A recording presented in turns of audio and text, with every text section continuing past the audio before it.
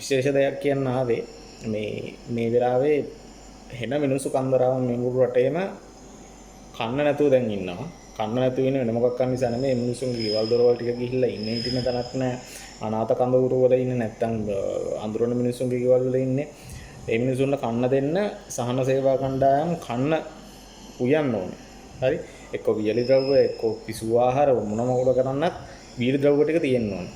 දැන් කඩේට ගියාම වීලි ද්‍රව්‍ය නැහැ.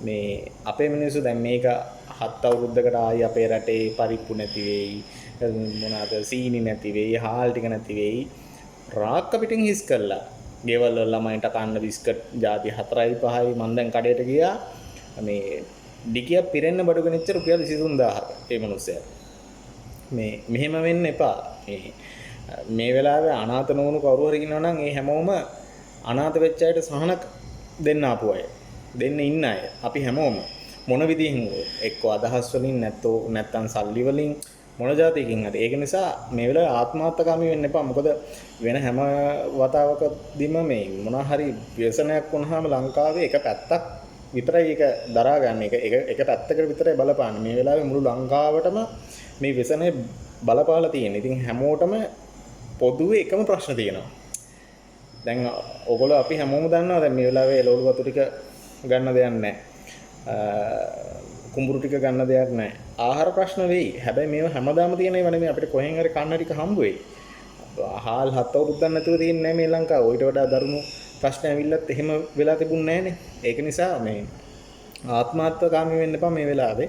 තමන්ගේ බඩ විතරක ගන්න, තමන් කාලා බීලා ආතල් එකේ ඉන්නවා කියන එක විතරක් ඔළුවේ තියාගන්න එපා.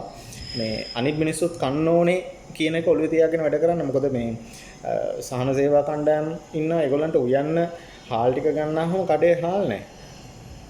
ලොකු කේද වචයක් මේක. මේ මිනිස්සුන්ට කන්න නෙමෙයි. බත් මුල් පැකට් 250 300ක් ගන්න ඕනේ කියලා හාල් ටික හොයනවා කඩවල් 20ක විතර ඇවිදවිද. හාල් කිලෝ 5ක් ගන්න නැහැ සමහර කඩවල් වල.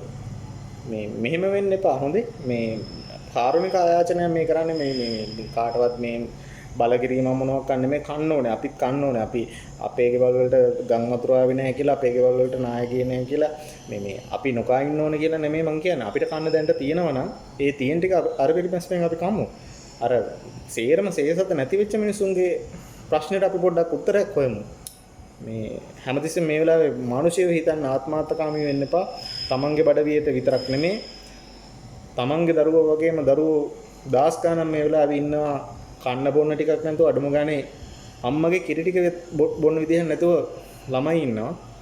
ඉතින් මේ හැමෝම ගැන අපි හිතමු මේ වෙලාවේ මේ කාරුණික ආයාචනයක් කරන්න මේ ඔයගොල්ලෝ මේක වරදවා තේරුම් ගන්න එපා. අපි හැමෝම එකතු වෙලා මේ ව්‍යසනයට මුහුණ දෙන්න මේ මිනිසුන්ට උදව් කරමු පුළුවන් විදිහට. ස්තුතියි.